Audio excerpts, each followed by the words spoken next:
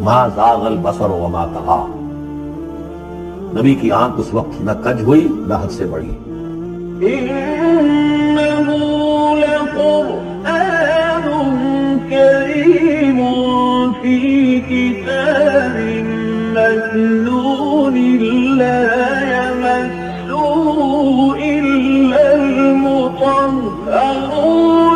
تنزيل من رب العالمين۔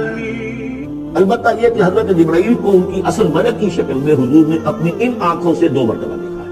ایک مرتبہ بالکل آغاز میں، جبکہ حضرت جبرائیل جو ہے ایسے ظاہر ہوئے، حضور اتر رہے تھے غار حرا سے، جبل نور سے، تو آپ کو آواز آئی یا محمد۔ یہ پہلی وحی کے بعد جو فترت ہوئی ہے، کچھ عرصے کے لیے وحی رکی نہیں، اس وقت واقعہ پیش آیا۔ آپ نے سامنے دیکھا، پیچھے دیکھا، کوئی نہیں، نظر کوئی نہیں آیا۔ تو تھوڑی دیر آپ چلے گئے، شاید مجھے کوئی دھوکہ لگا ہے، ایسی میں نے سنا ہے، تو آواز نہیں کی، پھر یا محمد۔ پھر دیکھا 2-3 مرتبہ، پھر نظر نہیں آیا، کچھ خوف سا محسوس ہوا۔ تیسری مرتبہ یا محمد، تو اچانک حضور کی نگاہ اوپر اٹھی، تو حضرت جبرائیل فرشتے کی جو اصل شکل ہے اس میں وہ تھے افق پر، اور پورا افق بھرا ہوا تھا۔ اصل ملک کی صورت میں حضرت جبرائیل کو حضور نے اس وقت دیکھا، اور ایک دیکھا ہے پھر عند سدرۃ المنتہا، شب معراج میں جب ساتھ آئے ہیں لے جانے کے لیے انسانی شکل میں تھے۔ وہ سواری بھی ایسی تھی جس کو کہ براق کہا جاتا ہے، وہ بھی محسوس ہے تھی، لیکن یہ کہ جہاں انہوں نے کہا 7ویں آسمان پہ جا کر کہ بس اب آگے اب آگے آپ کو اکیلے جانا ہے، اس سے آگے اگر میں گزرا میرے پر جل جائیں گے، میں سوزے تجلا میں سوزت پرم، اگر یکسرے منہ برتر پرم، اگر میں نے اب سے آگے 1 مال برابر بھی میں آگے بڑھا تو میرے پر جل جائیں گے، تب آگے آپ کا کام۔ اس وقت بھی وہ ان کی اصل شکل میں ظاہر ہوئی، حضرت جبرائیل علیہ السلام۔ ما ضل صاحبکم وما غوی، تمہارے یہ ساتھی ہے لوگوں، یہ محمد نہ بہکے ہیں اور نہ بے راہ ہوئے، نہ بھٹکے۔ وما ينطق عن الهوى، اور یہ جو کچھ کہہ رہے ہیں اپنے جی سے نہیں کہہ رہے، خواہش نفس سے نہیں کہہ رہے، ان کو الا وحی یوحی، نہیں ہے یہ مگر وحی جو ان کی طرف کی جا رہی ہے۔ علمہ شدید القوی، انہیں تعلیم دی ہے، سکھایا ہے اس نے جو بہت طاقتور مقابلہ، یا حضرت جبرائیل ہے جو مراد ہے۔ علمہ شدید القوی، یہ قرآن کس نے سکھایا محمد کو؟ شدید القوی، ذو مرۃ، وہ بڑا زور آور ہے، فاستوی، وہ سیدھا ہوا، وہو بالافق الاعلی، اور افق اعلیٰ کے اوپر وہ محمد کو نظر آ رہا تھا صلی اللہ علیہ وسلم۔ ثم دنا فتدلی، پھر ذرا نیچے کو لٹکا، قریب آیا، فکان قاب قوسین او ادنی، اور پھر وہ اتنے قریب آ گیا کہ جیسے 2 کمانوں کا فاصلہ ہو یا اس سے بھی قریب۔ فاوحی الی عبدہ ما اوحی، پھر اس نے وحی کی اللہ کے بندے کی طرف جو وحی کی۔ وہ وحی کون سی تھی؟ وہ ہے اصل میں وحی رسالت۔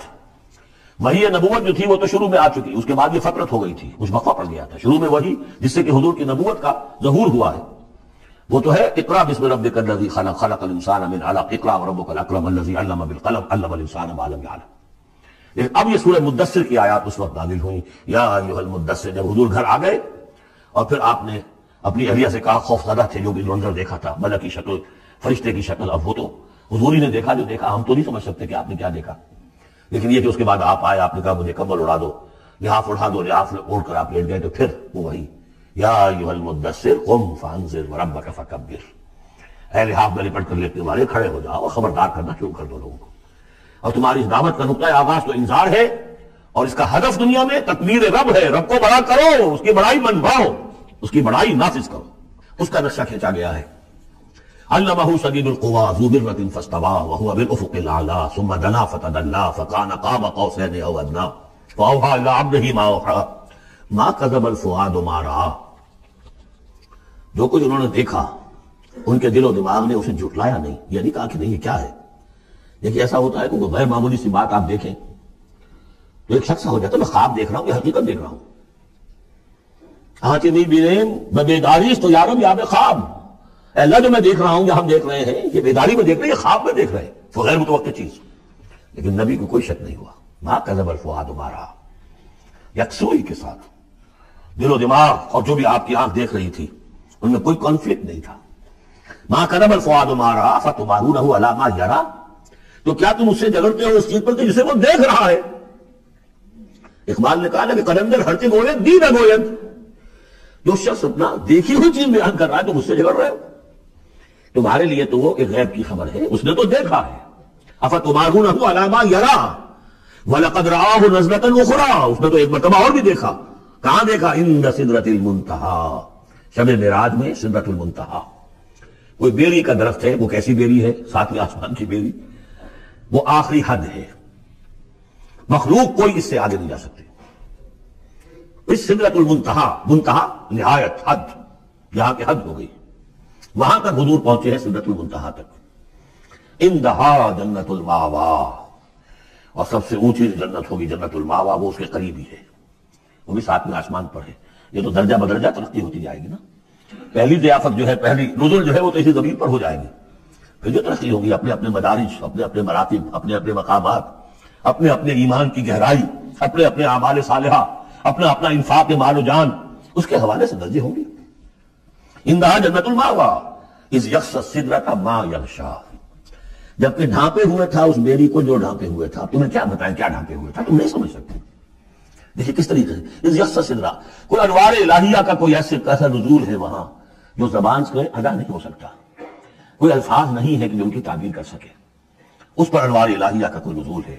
اذ یغشی السدرۃ ما یغشیٰ، جبکہ چھایا ہوا تھا اس بیری کے اوپر جو چھایا ہوا تھا، جبکہ ڈھانپا ہوا تھا اس بیری کو جس میں ڈھانکا ہوا تھا. ما زاغ البصر وما طغیٰ، نبی کی آنکھ اس وقت نہ کج ہوئی نہ حد سے بڑھی. یہ دو انتہائیں ہوتی ہیں. ایک تو یہ کہ آپ کسی انٹینس لائٹ کو فیس نہ کر سکے تو نگاہ ہٹائیں گے، آپ یہ جھپک لیں گے، فیس نہیں کر سکتے اگر آپ میں ہمت نہیں، استعداد نہیں ہے. نبی کا ظرف اتنا تھا کہ ان انوار الہیہ کا براہ راست مشاہدہ کیا ہے، اور نگاہ آپ کو ادھر ادھر کرنے کی ضرورت پیش نہیں آئی. لیکن طغیٰ ایک حد ادب بھی ہوتا ہے جس سے آگے انسان کو نہیں جانا چاہیے. نگاہ جو ہے اس نے بے ادبی کی روش بھی اختیار نہ کی. علامہ اقبال نے، واقعہ یہ کہ اس آیت کو میں نے سمجھا علامہ اقبال کے ایک شعر سے، اور اکثر و بیشتر لوگ نہیں سمجھ سکے اس آیت کو. ذوق و شوق کے نام سے جو ان کی نظم ہے اقبال جبریل میں، وہ میرے نزدیک ان کے شاعرانہ جو ان کی استعداد ہے اس میں بلند ترین نظم ہے. وہ جہاں تک پیغام ان کا جو ہے امت مسلمہ کے لیے، اس کے لیے ابلیس کی مجلس شورا، وہ کلائمیکس ہے، اور وہ ہے بھی ان کے آخری زمانے کی نظم ہے. سن 36 میں انہوں نے کہی ہے.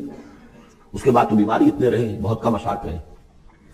لیکن اس میں ذوق و شوق میں ایک شعر ہے: عین وصال میں مجھے حوصلہ نظر نہ تھا، عین وصال میں مجھے حوصلہ نظر نہ تھا، گرچہ بہانہ جو رہی میری نگاہ بے ادب. میری نگاہ بے ادب بہانہ تلاش کرتی رہی کہ میں مشاہدہ براہ راست کروں، حالانکہ عین وصال ہے اس وقت، لیکن یہ کہ میرے اندر حوصلہ نہ تھا کہ میں حسن کا براہ راست مشاہدہ کر سکوں. عین وصال میں مجھے حوصلہ نظر نہ تھا، گرچہ بہانہ جو رہی میری نگاہ بے ادب. یہاں ان دونوں چیزوں کے برعکس بات ہے جو اقبال اپنے بارے میں کہہ رہا ہے. میں تو بے ادب بھی ہوں، اور میں تو چاہتا تھا کسی طریقے سے حد ادب سے تجاوز کر کے دیکھوں، لیکن میرے اندر تو حوصلہ نہیں تھا. محمد میں وہ حوصلہ تھا، دیکھا ہے، براہ راست دیکھا ہے، نگاہ جما کر دیکھا ہے، لیکن ایک حد سے تجاوز نہیں کیا، حد ادب کے اندر رہے. ما زاغ البصر وما طغیٰ لقد رأى من آیات ربہ الکبریٰ، دیکھا انہوں نے اپنے رب کی عظیم ترین آیات کو. تو وہاں جا کر جو مشاہدہ ہوا ہے وہ تو اللہ کی عظیم ترین آیات کا ہے. اور اسی سے در حقیقت دلیل ہے ام المومنین حضرت عائشہ صدیقہ رضی اللہ تعالیٰ عنہ اور حضرت عمر رضی اللہ تعالیٰ عنہ کا جو قول ہے. شب معراج میں بھی حضور نے اللہ کو نہیں دیکھا، اللہ کی عظیم ترین آیات کو دیکھا جو تجلی تھی اس وقت اللہ کی. حضرت عائشہ صدیقہ کا کہنا تو یہ کہ نور لا یرا، وہ نور ہے، دیکھے کیسا جا سکتا ہے. بہرحال وہاں بھی قرآن جو کہہ رہا ہے وہ یہ نہیں کہہ رہا ہے کہ اللہ کو دیکھا، نہیں. جیسے کہ وہ جو شب معراج میں پہلا سفر کا حصہ تھا زمینی، مسجد حرام سے مسجد اقصی تک، سبحان الذی اسریٰ بعبدہ لیلا من المسجد الحرام الی المسجد الاقصی الذی بارکنا حولہ لنریہ من آیاتنا. وہاں پر بھی اللہ نے اپنی آیات کا مشاہدہ کرایا، لیکن وہ زمینی آیات ہیں اللہ کی، وہ برکات جو ہے زمینی ہے. یہ تجلی جو ہو رہی ہے یہ ہو رہی ہے سدرۃ المنتہیٰ پر، آخری حد ہے، مخلوق کی آخری حد ہے. اس سے آگے کہیے حرم ہے، حریم ذات ہے اللہ کی، جس میں کسی غیر کا کوئی دخل ممکن نہیں. اس حد پر جا کر جو وہاں تجلیات باری تعالیٰ تھے ان کا مشاہدہ کیا ہے. لقد رأى من آیات ربہ الکبریٰ.